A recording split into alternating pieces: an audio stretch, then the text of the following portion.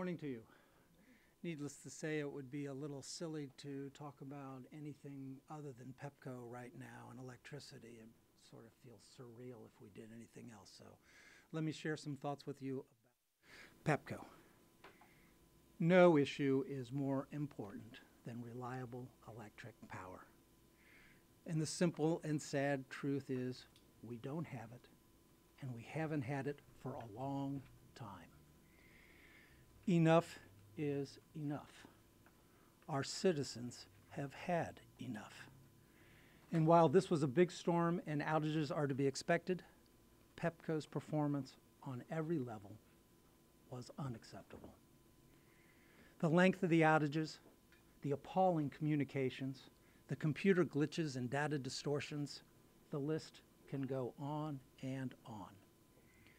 I just left a meeting of citizens who have had enough and are going to organize. I have seen online petitions, YouTube songs, and have personally received hundreds of emails. People are beyond angry.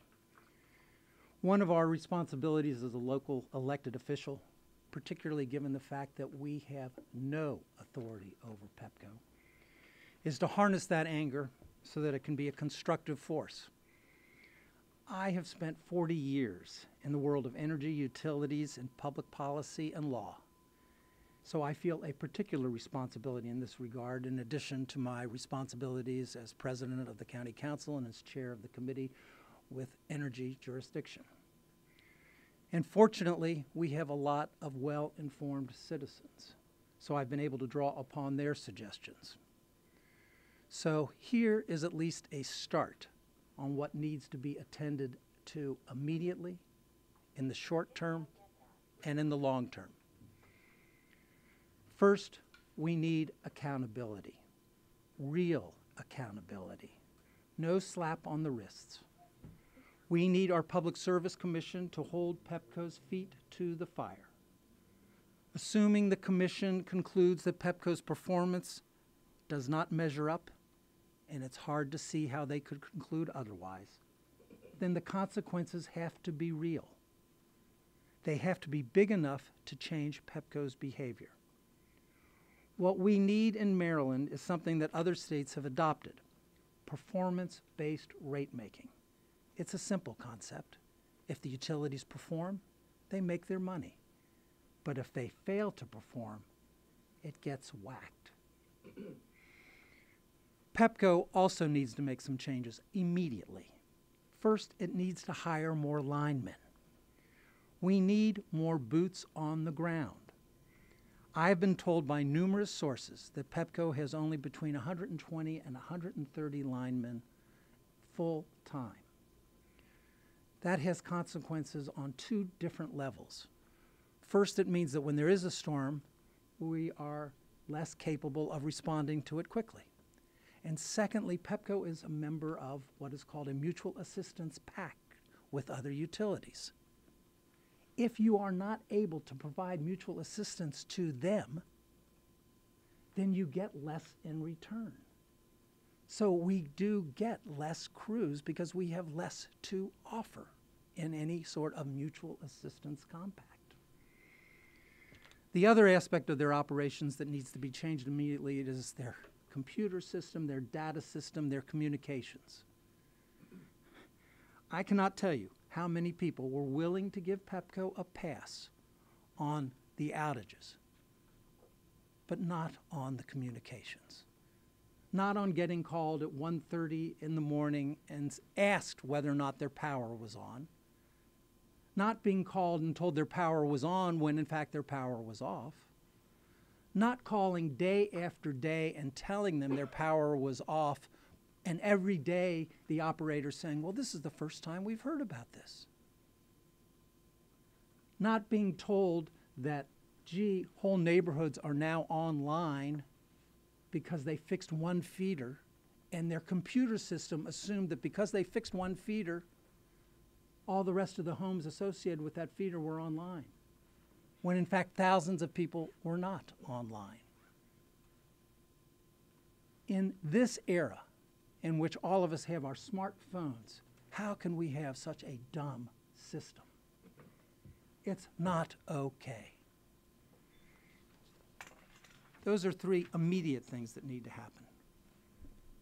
Short term, we need to improve the resiliency of this system. It is far too fragile. Our citizens are saying, why can't we underground more of this system? And there needs to be a good answer to that. I have also been told that communities like New York City have redundant feeders, so that when one feeder goes out, there's an alternative way in which a home can get power. We need to look at that as well. This system is antiquated.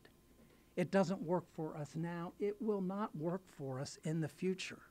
We need a reliable grid. Long term, we need to be less dependent on Pepco. Long term, we need to be thinking about things like microgrids. We need to be thinking about distributive generation, which is in some ways rooftop solar. Rooftop solar is becoming far more economical and is expected to become far more economical. We cannot be dependent on this centralized monopoly utility who has performed so badly. And finally, I will say, I think we need to continue to look at public power long term. I think Pepco has clearly lost the confidence of our people. I don't think Pepco is responsive to our people. I think its very nature as an investor-owned utility has, as part of a holding company, means that it has far too many split responsibilities to shareholders, to its holding company, and perhaps to us. I think we have seen where we fare in that kind of competition. Ratepayers have been served the least well.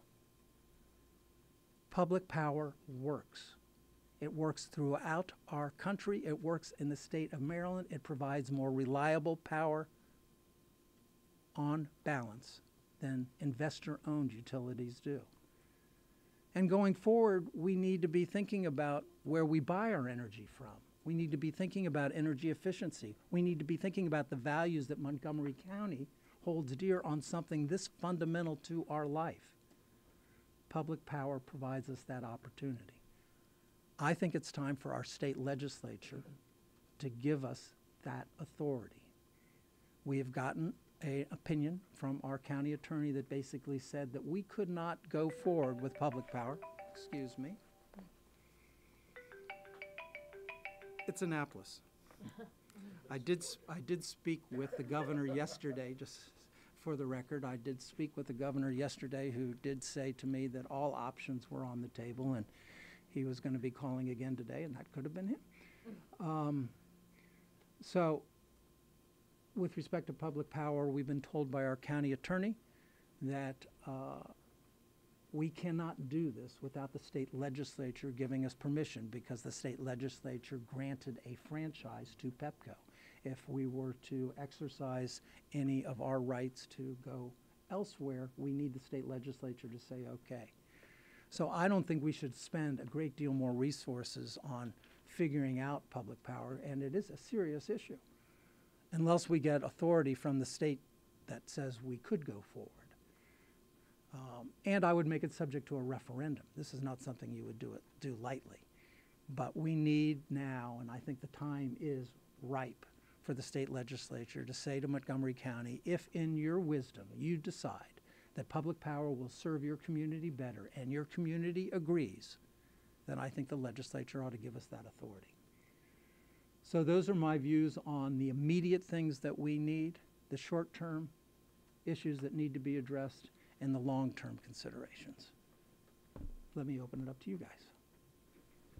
First, I wanted to apologize. I'm not answering email. I'm tweeting in real time, so I'm not making eye contact. Will the county be filing any type of a report to the PSC? And also, in the event I mean, you know there'll be another storm coming. What can the county do beyond cooling centers? Might it provide dry ice or something to step up a little more? Let me answer the first.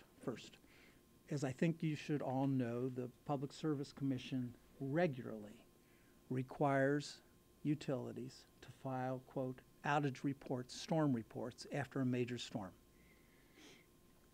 So 30 days from when the storm ended, Pepco will be required to file its report. The Commission has indicated that it will have public hearings with respect to that. I have not yet spoken with the county executive with respect to this, but I think you know that our county has played a serious role in all of these kinds of investigations. I would expect that we would continue to do so. So my hope and expectation is that the Commission will review Pepco's performance, particularly look at how Pepco compared with other utilities, which is a fair measure. When I looked at the statistics, for example, I looked at Baltimore Gas and Electric's rate of restoration. And when I looked at the numbers, BG&E had restored 200,000 more homes than Pepco did in a comparable period of time. That, to me, is a serious issue. So we need to have our experts at the Commission review the data and make determinations as to whether or not Pepco performed adequately. As I suggested, I find it hard to believe that they could make that determination. But if they can't, then they have to take strong measures. Secondly, with respect to what the county could do differently, we will be hearing on the 19th from our county executive and the administration as to what lessons they have learned with respect to this storm. And certainly I think it is fair to consider things like ice.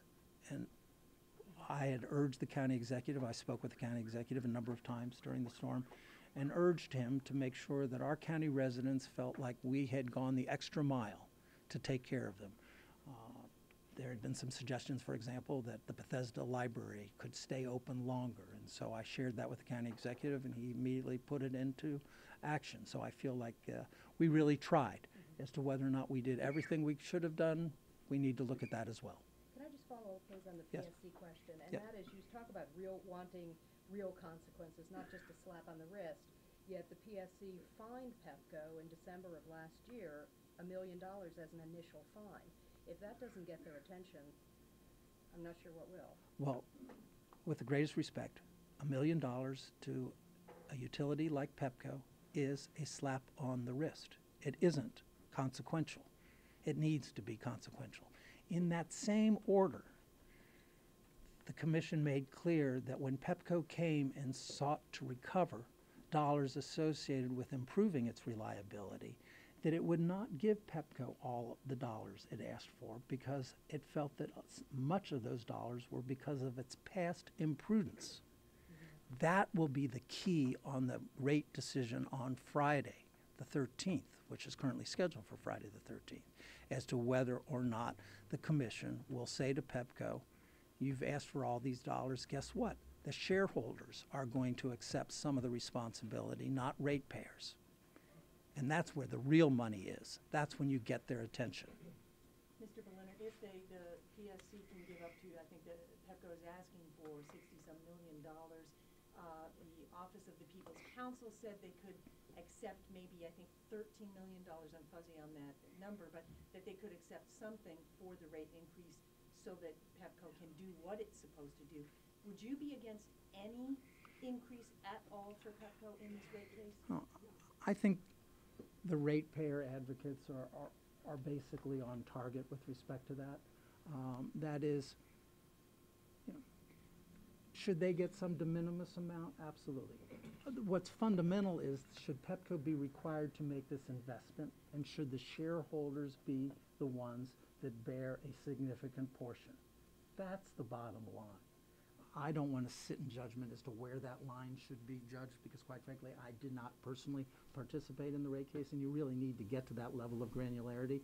That's what we have a Public Service Commission for, to make those kinds of judgments, is to say, you know what, Pepco, yes, you need to improve the system, yes, you need to spend money, but you were imprudent in the past. You can't recover these dollars from ratepayers. Shareholders need to step up.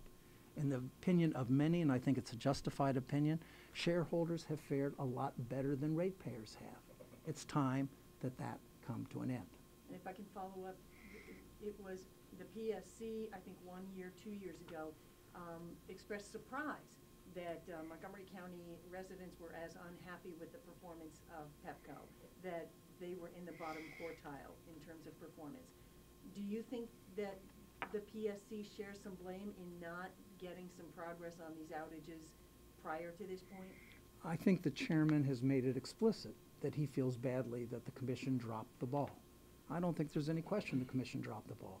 It should not have happened 2 years ago that it was the first time that they were aware that Pepco was in the bottom quartile. That was a regulatory failing. If you combine Pepco's performance with a regulatory failing, we are in a world of hurt. And so that is unfortunate. I think the chairman recognized it. I was glad to see him acknowledge it publicly.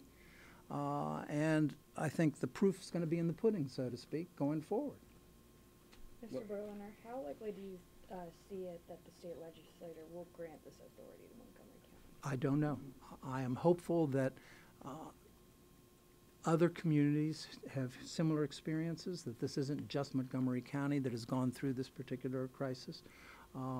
But it seems to me that it's fair to ask the state legislature to allow Montgomery County to determine its own destiny with respect to this issue. We're a sophisticated community. We will know the cost. We will know whether we can afford it. We will know the impact of the ratepayers before we go forward. But assuming we're able to answer all those questions in the affirmative and feel confident that we can do this as a community, then I feel that they ought to give us that authority. If you were to go public power, how long would that take to start public power utility? Well, a lot depends on Pepco's response with respect to it. If Pepco chooses to fight us, then we're in a condemnation proceeding, and those can take quite a while. So that's why I think it's important that we get the authority up front to see whether or not, A, it's appropriate. Can we make it work? Do we feel confident about it? And if we do, then we take the issue on. But Pepco, if they're an unwilling seller, would fight this in court, and we'd have a serious condemnation fight. But other communities have done this. We would not be alone. I used to represent the Sacramento Municipal Utility District. Serves the people of Sacramento and the county of Sacramento very well, thank you very much.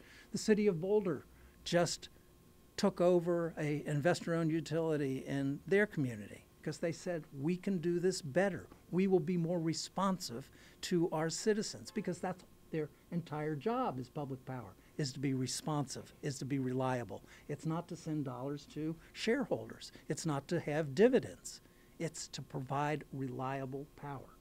So that's why I think it is certainly, again, worth exploring. I don't predetermine the outcome. Do you have any idea what the upfront cost would be? No, I don't, because that would in part depend on the condemnation proceeding and what the, quote, valuation of the system is deemed to be. So you'd have to run some models to figure it out. But one of the things you have, of course, is you have a revenue stream that comes in every year from ratepayers. And you also have the fact that you have less tax consequences because public power gets a tax advantage, and you don't have 15% of your dollars going to shareholders in the form of dividends. So you have a margin right off the top of 15%. You have better tax treatment, and you've got a revenue stream. So, you know, that's how it can work. But again, I'm not trying to say I know in this moment whether it would, but do I think it is serious enough, and do I think our situation is serious enough that it is worthy of our continuing to explore it? Absolutely. What about burying the lines? There's been a petition that Pepco should bury the lines. I think the estimate was $300 to $350 more a year for each ratepayer if they were to do that. Do you think ratepayers are willing to come up with that cost? Well, let me make it clear. I think ratepayers are suffering far more than that because of our unreliable service. So is it appropriate for us to be looking at solutions that may cost a little money, but that will ensure that we're not throwing out all of our food from our refrigerators 4 or 5 times a year, so that we actually, if we're working at home, can make a living, so that our businesses are thriving?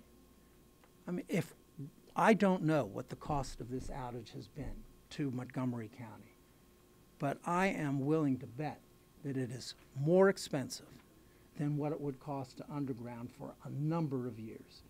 And we probably won't be able to underground everywhere. And quite frankly, it's probably not necessary to underground everywhere. But can we do selective undergrounding? I think we can, and I think we should. What is the most immediate step you think Pepco should be taking at this point? Well, immediate, because we can't underground the system immediately. Immediately, I identified 3 things that I felt needed to happen immediately. One, I felt the commission needs to hold Pepco accountable immediately. Immediately, I believe Pepco should hire more linemen. Immediately, I think Pepco should fix its computer system, its communication system, its data retention system. And I think it should stop its press releases. I can't tell you how many people are so offended by Pepco's self-congratulatory tone of its press releases when people are without power in 105-degree heat. We are working round the clock. Well, thank you very much. I expect you to be working around the clock. Can you talk about the linemen? As far as I know, Pepco has not released how many people. They won't talk about how many linemen they have. They won't talk about it, and I find it very peculiar. I have explicitly asked the president of Pepco that question at a time when I was communicating with him on other issues and getting responses on other issues, and on that one, not so much. So I'm going on information as I understand it to be between 120 and 130 linemen, and I may be wrong. I've tried to get verification from Pepco with respect to it, but it clearly, I'm willing to bet that it is on the very low end of what other utilities of comparable size and scope have. And again, its consequences is significant. We don't get people on the ground immediately, and we don't get as much aid as we would otherwise get. I think their outside crews didn't come until Monday. Is that too long? Well, you know, then you're competing with everybody else for crews. So I don't know exactly when they made their request. I don't know how many utilities made requests first. I mean, this storm hit in Ohio first. They say it was a, quote, sudden storm, but okay, it hit in Ohio. It's moving east. I don't know when they actually made the request, quite frankly. They've said a lot about how sudden the storm was, and it was. It was a sudden storm and a violent storm. And we should expect outages, but not of this duration, not of this extent. Friday, if the commission okays the rate hike, what message does that send? Well, I think what's going to be real important is what they do. I mean, we really need to, Pepco, as I understand it, has filed a formal request to push the decision off a week. It doesn't surprise me that they would make that request because they clearly don't want that decision rendered in the heat of this moment and then the outages that have taken place. They've argued that the commission is not in a position to do it. Well, I think the commission is capable of deciding whether or not it can chew gum and walk at the same time, and I think that they are fully capable of issuing this decision. And but if for some reason their staff has in fact been diverted to other things such that they don't have this decision ready to go, well, I'll respect that. But this is an important time. It's an important time to expect our regulators to hold a monopoly utility accountable. This is the regulatory compact. In exchange for monopoly service and the unauthorized rate of return that is quite attractive,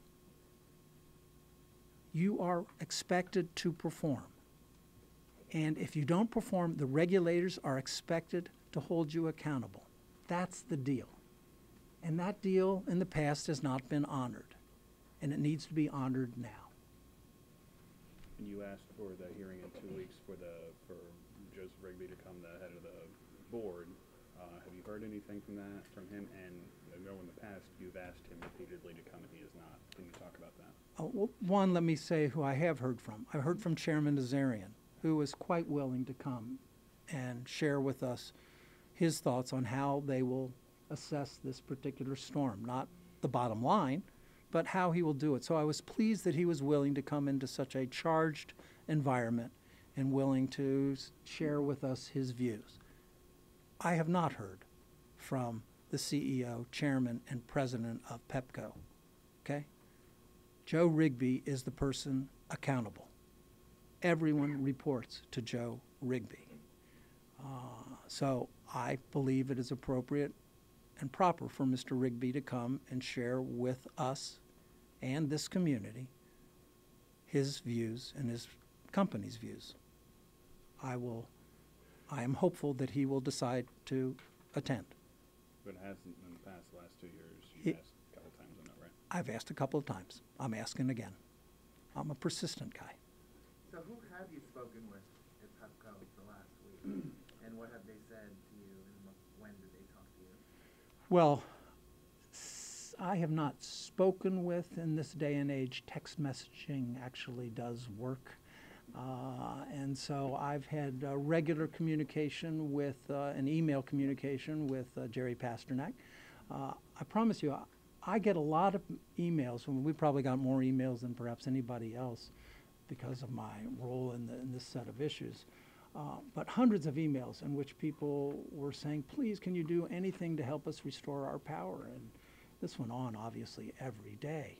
And so every day I'm responding to these emails, and every day I am making sure that Pepco is aware of the plight of our constituents so that they cannot say, well, gee, we didn't know that this person was having this problem. So I wanted to make sure that every time we got a concern expressed, that Pepco formally knew about it. As to whether or not it made a difference in terms of restoration times, I can't speak to that. What I can make sure is that these people were attended to and that Pepco knew about them. And then I was texting Tom Graham.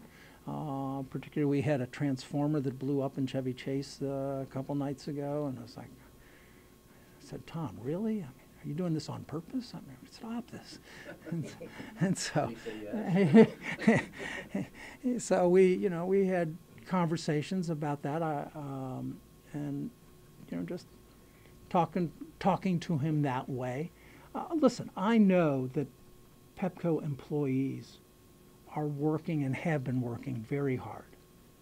Now listen, these people are out there in this heat and they are working very hard, and none of my comments should be construed as to be in any way derogatory of their extraordinary efforts. Management, on the other hand, has allowed this system to degrade to this point, and it is management that I believe ought to be held accountable. So it's hard sometimes to accurately convey that, but I have tried to. Roger, any indication that that your counterpart over there at Pepco is going to meet with you this time? No indication yet. Have you texted him? I emailed Mr. Rigby and CC'd Mr. Pasternak, his vice president. I am quite confident they got my invitation. But no response from them. But no response from them. Now, Expect any? I will say to you that I think they have had their hands full. All right, so I can understand where they might have said we need to attend to this later. And now we're getting to the place where it is later, and I expect to hear shortly. Roger, a couple questions. Number one, do you own a generator? And are you thinking of getting one? Number two, related to mutual aid, do you have any sense how Dominion Virginia, BG&E were able to get people here so quickly, whereas Pepco was not in the same time frame? One, I don't have a generator. I now live in a multifamily apartment, so I don't have a generator. And I can't tell you how much it pains me for our people to feel forced to spend thousands of their dollars for backup power to a public utility. It just should not be.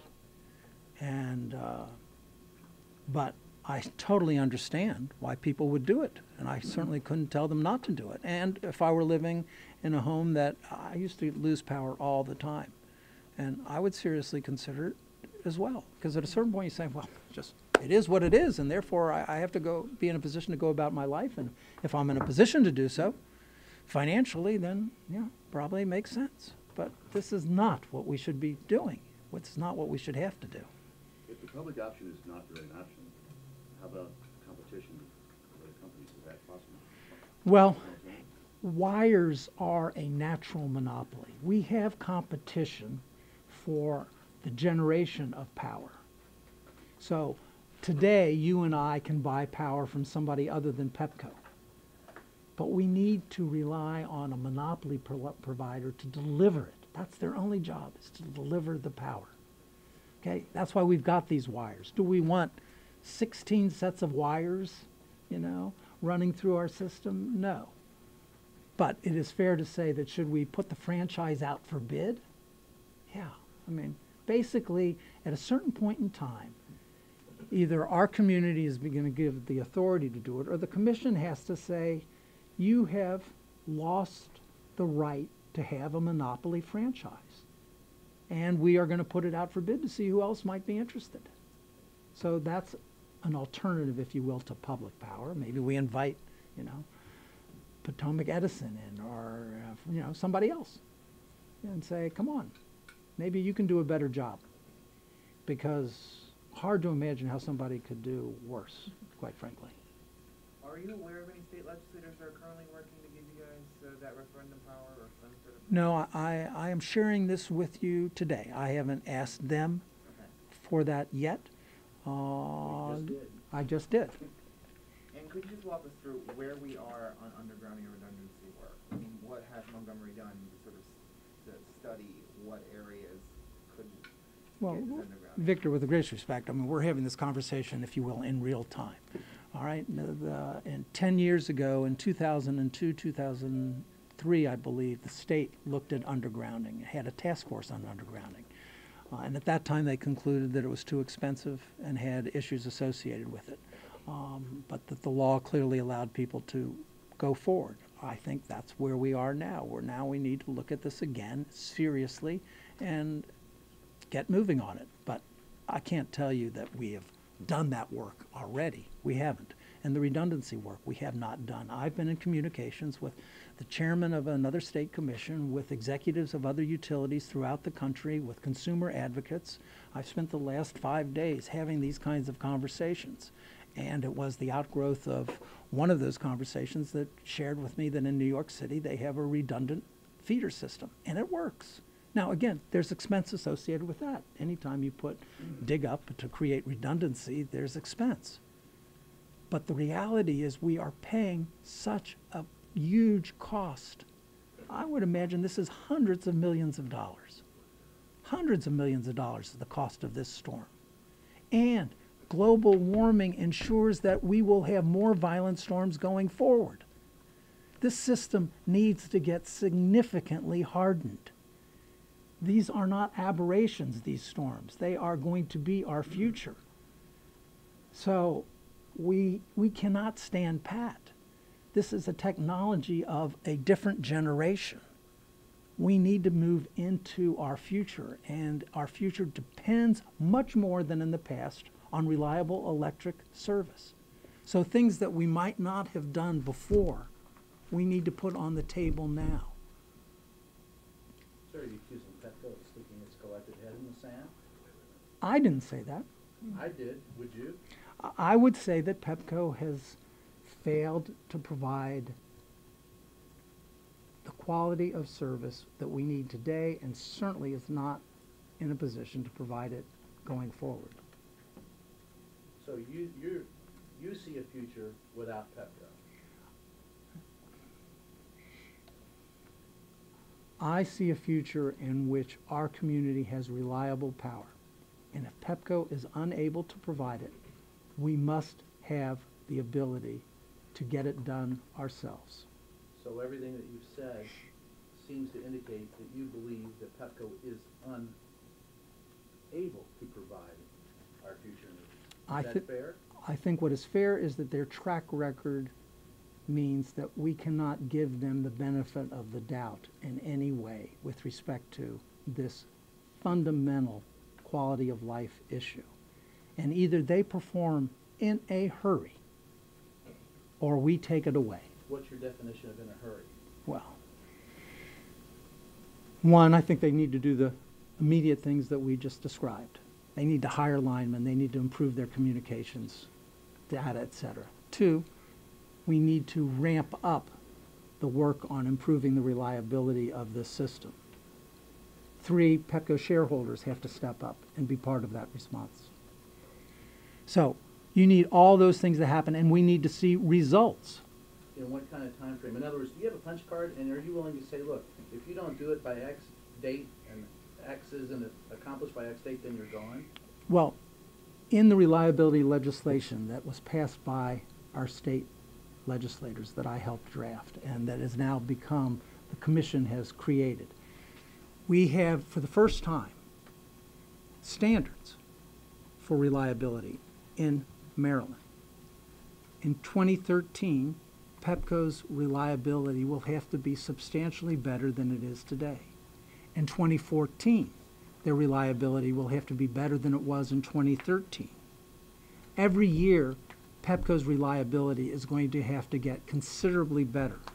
And what I'm calling on is saying, and if they don't, then you really have to make sure that they pay a stiff economic penalty. So, we will see over the course of the next several years whether or not Pepco steps up. But in the meantime, we need to be exploring these other options so that if they fail us again, as they have in the past, that we're not starting from scratch. Mark Elrich, for one, has gone on Facebook and social media and said, fire Pepco, get rid of them now. And in fact, there are petitions being signed to that effect. Are you willing to say that you're a part of that? I'm willing to say, and I believe I was the first one to initiate this conversation, that we need to seriously engage in this conversation. As to whether or not public power ultimately is the right answer, I'm not in a position to say that today. I am in a position to say we need to move forward with it and the state needs to authorize it. And I don't want to spend hundreds of thousands of dollars of our citizens' tax dollars exploring something unless I know that our state legislature is prepared to back us if we conclude that this is the right way to go. So between now and then, we've got a lot of work to do on public power. And it would be inappropriate, it would be facile for me to say right now I can make that decision. Do I think Pepco has lost our goodwill, has lost any benefit of the doubt, has lost the respect of this community, the confidence of this community? Absolutely, it has. Has Pepco's 5-year plan been a failure so far? They haven't implemented their, they've just begun. So part of it is that because we got these standards in place, we now have a basis to measure their progress. Now they've made some investments, they've made some progress. But when you start from the bottom, there really is only one way to go. So I will concede that they've been making some efforts. But again, if you look at the extent of these outages, if you look at their communications policies, if you look at their computer glitches, you say to yourself, really? This is what we should expect of you? One of the emails I got that was really eye-opening from a constituent was, do you know in Germany, the length of outages in Germany was 2.5 minutes? 2.5 minutes without power in Germany. And you sort of shake your head and go, gosh, could we even aspire to that? It's beyond our aspirational capacity to think that that's how we could live. That is how other communities live. They don't worry about this. I had an email from a gentleman from India. His mother came to visit. They lost power so much that she swore she would never come back to this country again. He won't see his mother because she's too afraid of coming here because they will lose power. This just cannot be, ladies and gentlemen. We cannot live in a community where this is what we have come to expect. So why give Pepco another chance? Well, because I think we need more answers than we have right now to know what the alternatives are. Not because their performance has justified it, but because the alternatives are serious alternatives and we need to be confident about them. What's a significant penalty to Pepco, do you think? Last time they fined them $1 million. Every time we have a blackout like this one, it costs us $100 million, perhaps. Oh, yes. What's a significant penalty? Well, one of the suggestions that we got from our constituents was that they ought to pay some commensurate proportion of the cost of the outages that we You bear. know, then I think it was a refund. Well, So- but that actually, that's what the commission needs to step up and understand, that people expect that they should get a refund. People expect that that the company ought to bear some proportionality of the pain. And $1 million is chump change, all right? You get to 20 million, you get to 30 million, you get to 40 million, I mean, then you're starting to get people's attention. And really, you need to get their attention. Well, and speaking with some of the small business owners, for example, restaurateurs in the area who lost a significant portion of their inventory, you know, fresh food, they are hesitant to claim it on insurance because that puts them in a higher insurance bracket, and then they get no refund back from Pepco, and their response is, the ones I've spoken to, is like, what can we do? So, what can we do for them? Well, I think what you are seeing is that this is now turning into a grassroots effort. It isn't just elected officials like myself or energy policy people pointing the finger. It is going to spread. This is, I think, we've reached the tipping point where people are literally shouting from the rooftops, enough is enough. I can't take it anymore. That is what is happening, and it is spreading like wildfire throughout our community. And I think that that is a fundamental prerequisite to taking on a monopoly utility. These are people with power. We don't have the Not power. so much. No, they have power, we don't, on every level. And so it is something that we really do need, that kind of grassroots support, so that everyone from Chairman Nazarian, the governor, the state legislature understands this is just not okay. And we need to recognize this is such a fundamental piece of our infrastructure. There's been a lot of talk about transportation and what an important part of infrastructure is and how important funding infrastructure is. This needs to be taken care of. This is our future. Nothing is more fundamental than reliable electric service. Tree trimming, they did a lot. I didn't hear you. I didn't hear you. They did a lot, and there were still long outages. What can you say about that? Well, what you can say about that is tree trimming has a role in reliability on sunny days primarily. On a storm of this magnitude, Pepco will tell you that the trees that were falling were trees, you know, from two blocks away, were lifted in the air and thrown. So tree trimming doesn't play as significant a role in major storms as it does in day-to-day outages. But tree trimming is important. Trees and power lines, really, it's not a good combination. You shouldn't have trees growing up around power lines. Okay, and now we're in this situation where we're confronted with the fact that they didn't trim their trees for years, did not spend their budget on tree trimming for years, were fined in part because they didn't trim their trees, and then they go out there and it's like, oh my God, Paul Bunyan has arrived. So tree trimming is important, and we need to get it right. Speaking of tree trimming, the public hearing that was supposed to be on that was canceled. I was wondering if you could explain why. Yes, because we are taking our time with this legislation. We had a county attorney opinion that said that we needed to do this differently, and that's taking time. So we're rethinking it, and we're reworking it, and we're going to take our time When's it going to be put back on? when we get it right. Is that in any way taking a back seat with what we have going on right now? Well, yes. Yeah, it's important to focus on this set of issues first. And how have constituents felt about their trees being put on the back burner? Well, there's some people that have said tree trimming is important, don't get in the way of tree trimming, and other people that have said, did you see what they just did to our trees? So you get both of those. And the reality is tree trimming is important, but we need to get it right.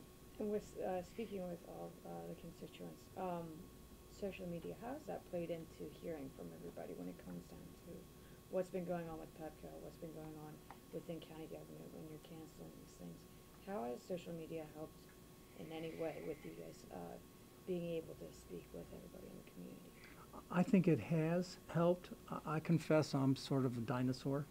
I get most of my information from emails, so that's how I've been relating to people. I've been on Facebook a number of times trying to share, but it's not like I've got 17,000 followers. So, but I do think it's important to use all of those. And certainly some of the YouTube clips, maybe you've seen them, but there's some that are out there that are, yes, some that are out there that are particularly funny. You speak of what the state legislature and sort of the state public service commission and what they could be doing in order to sort of help regulate and address sort of the issues with Pepco. What about the O'Malley administration? What should O'Malley and his folks be doing? Well, again, I come from this world, and I have great respect for independent regulatory commissions. The governor picks people that he believes will serve well in this capacity as the commission. And then that's really the end of it, other than they can make requests to the commission. But the commission is not an agency of government in the same way as a department is. Right? It is intended to have a certain level of independence. So it is fundamentally the responsibility of the commission to do this work. And it's certainly the responsibility of the governor and the state legislature to make clear to the commission their own views with respect to it. But there is a certain level of independence that needs to be respected, and why the chairman of the commission and the Maryland Public Service Commission is so important in this. Where I would hope that the governor might be sympathetic as to this whole notion of legislation that would require, that would authorize us to go forward with public power. That would be in his domain and in the state legislature's domain, and I don't know if he'll find that acceptable or not. I haven't had a chance to talk to him about it yet. You guys have received a lot of emails from residents confused about tree removal, saying that the county departments have punted on tree removal, but Pepco has also punted on tree removal, and the state highway administration has punted on tree removal. Can you explain what's going on there? Well, in this storm, recognize that tree removal, if there's a power line on it, no one other than Pepco can touch it. So that's just slowed us down dramatically. That people, in fact, today showed us pictures of trees in their neighborhoods that, again, live wires down on them, and they have yet to be attended to today. We can't touch a tree with a line on it. So that's the greatest difficulty. If there are other trees that are down that we haven't attended to, then that's on us. But I think we've been pretty good on clearing away all the trees that we can that aren't encumbered with power lines. In this state legislation that you were involved with that requires increased reliability by 2013 and 2014, are there any consequences built into that law? Well, that was, to me, the greatest disappointment of that law. When I drafted it, it had a rate of return reduction as the penalty. The legislature took that out. Now, it doesn't mean that the commission is without power to do it. The commission didn't need the legislation that I drafted in the first instance. Okay, it had the authority to do this, and it has the authority to reduce the utilities' return if they fail to perform. So, yes, it was disappointing that the legislation was not explicit in having heavy penalties for failing to meet reliability, but the commission has all the authority it needs to impose them. I think you brought up, one of the things you said we needed to, that needed to be attended to was the Pepco's database.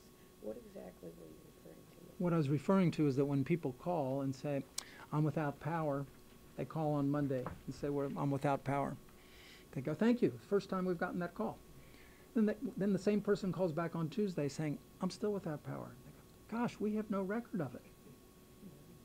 Then they call on Wednesday, and it's the same answer. At which point, these people, it's lucky they're separated by a telephone line because it's just not okay. So something is amiss. And that it goes into... And that's their data, then their computer system that basically shows that all homes are restored when they've restored a particular feeder, because they assume that all the other houses are going to be immediately brought online when they fix that feeder, it just turned out to be not true. So all the data that Pepco was giving as to how fast they were restoring was distorted by that alone, because they really didn't know. So then would you say that you wouldn't believe Pepco if they said everybody's power is restored right now? I want you to know that I just left a meeting where people basically said that they thought Pepco lied. I mean, that it just was not okay. Do you feel that they lied? I don't feel they lied. I hope, because I'm just one of those people that. You hope, or you don't think they lied? I don't think they lied. I think they are way too into public relations and not into performance. I am tired of seeing their ads. I'm tired of seeing their press releases. I want a quiet company that performs. You talked about the cost that this has brought to our community. Have you estimated it all, or is anyone working on the public costs? I am hoping that we will do that now so that people understand. If we don't know the cost of these outages, then looking at the options going forward becomes distorted. So yes, it's going to be expensive to do undergrounding. Yes, it's going to be expensive to do redundant systems. And if we don't know how expensive this is, then we don't have a basis to make an informed judgment as to whether or not we need to make these kinds of investments. Is this something our county budgets for? Do we have money set aside? I don't know. I'll be talking with our chief administrative officer with respect to this, who was the head of finance for many years. I'm sure it's something that they are grappling with themselves as to how do we go about that. There are estimates that are given for utility outages nationally. So there may be a basis for figuring this out. I just don't know in this moment what that is. And do you know historically, has our county done any calculations like this? We did do, and we provided testimony in the investigation of Pepco's reliability, and we provided, I believe it was something on the order of 300 million is the number that rings true from one of the storms in the past. I mean, it was significant dollars. And this one's going to dwarf that. I mean, it wouldn't surprise me if this didn't cost us $1 billion. I mean, this was huge. If you look at all the lost revenue, look at all the businesses that have lost money, all the people who have been in hotels, all the people that have had to buy food and throw away their food. And this is huge. On an economic standpoint, do you think that this would deter people from wanting to start their business here in Maryland? Absolutely. I mean, the notion that our utility is a detriment to our economic growth going forward is just unacceptable. I mean, your feeling, or do you have any evidence? oh, of that? absolutely, absolutely, you have evidence of it. We have emails from people that basically say we're leaving, and I would never recommend my business expanding in Montgomery County. I mean, imagine in today's environment in which people have to have their computers working, in which we're trying to get the high-tech industry. Who would come, what high-tech company would come to a low-tech utility world? I mean, it's just that there's just a literal disconnect. Somebody said to me today that they thought Pepco was disconnected. Well, that sounds right to me. Pepco is disconnected. And it harms us on so many different levels. In your opinion, how persuasive have those arguments been in the past with PSC and the state, and how persuasive do you think they'll be now? I do think we've gotten to a tipping point. So it often takes, unfortunately, many years before an issue gets to a stage where people say, you know, we've had enough. We're tired of hearing about you. We're tired of reading about you. We're tired of getting the complaints. And so I think that's where we stand. And I think Chairman Nazarian's acknowledgement that they had dropped the ball, I thought was a healthy sign that they are now willing to go forward and make sure that they're going to take care of their responsibilities in a different way. So I feel like we're at a different place now. Unfortunately, we're at a different place because this has just gone on and on and on. Should the storm from last week affect their decision Friday? The chairman said last week he wouldn't divulge whether it would or not, but should last Friday, even though they asked for it a long time ago, should how they respond to the storm factor into it? I regret I approached this as a regulatory lawyer, and actually as a regulatory lawyer on behalf of consumers. This is about other things. The record was closed, it's been argued, briefs have been filed, the decision has already been drafted. So, whereas no one is more interested in making sure Pepco is held accountable, I don't think this storm should be a factor in their deliberations. What should be a factor in their deliberations is their previous commitment to this community that they would not allow Pepco to recover all of their dollars because of their past imprudence. So to me, that's the bottom line. Pepco is an issue felt by DC and PG residents as well. What kind of collaboration have this county been having with those other jurisdictions, and should they be doing more? Well, the district has been a lot tougher than Maryland has been thus far. So it's more important, if you will, that when we were going about the reliability standards, we were saying if you looked at what DC has done, and are you comfortable that we're on the same track, because it is one utility and we shouldn't be disadvantaged as compared to the District of Columbia. With respect to Prince George's County, unfortunately, in the past, we have always been hit a lot worse than Prince George's County. And I think that was true in this one as well, that the vast majority of residents were Montgomery County residents. And so it's been a struggle to get Prince George's to feel as involved in this set of issues. I hope going forward that they will. Because we have more lines, or why is that? Worse weather? I find it a peculiar situation. I can't answer that. The storms often do move from west to east, and so we bear a disproportionate brunt, it seems. It seems as if our system on this side is older and weaker. We developed first. So I think we have more aging infrastructure here, much like our sanitation and sewer system. Okay, so I think that's part of the reason. But we do need their involvement. It's a fair question. Going forward, what do you say to citizens about preparing for the next storm?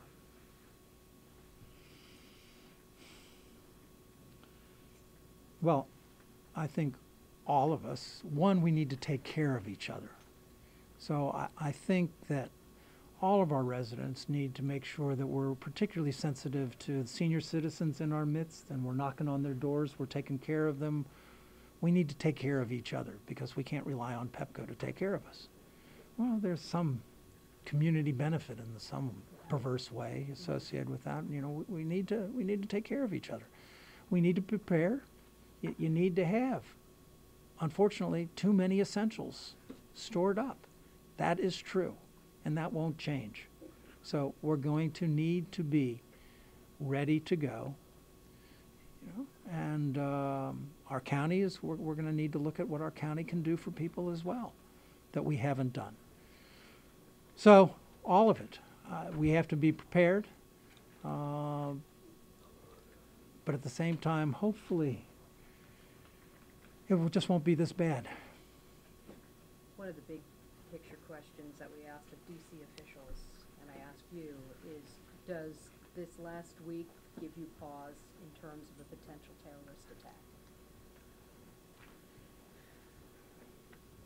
I think the vulnerability of our electric system is too great. And that doesn't even include cybersecurity sets of issues. So if you do go forward, the urge to have microgrids and to be less dependent on a centralized utility system that is vulnerable to outages, cybersecurity issues, terrorism, all of those suggest to me that the future is in having pockets of greater security so that you're not linked to a system that is vulnerable. How did you feel that Montgomery County as emergency response we responded to this storm? I thought we did well. There are probably ways in which we can improve, and I'm looking forward to focusing on that. I confess, I have focused more on the Pepco sets of issues, knowing that we'd have ample time to look at our county system and feeling that our county has demonstrated in the past it can improve, and it has improved. When we had storm issues related to snow, we realized that some of our systems were not up to snuff, and we changed them. So I just feel more confident in our county's capacity to respond to any shortcomings than I have in our public utility world. Do you think, were you aware of this storm and how big it was gonna be before it hit? No.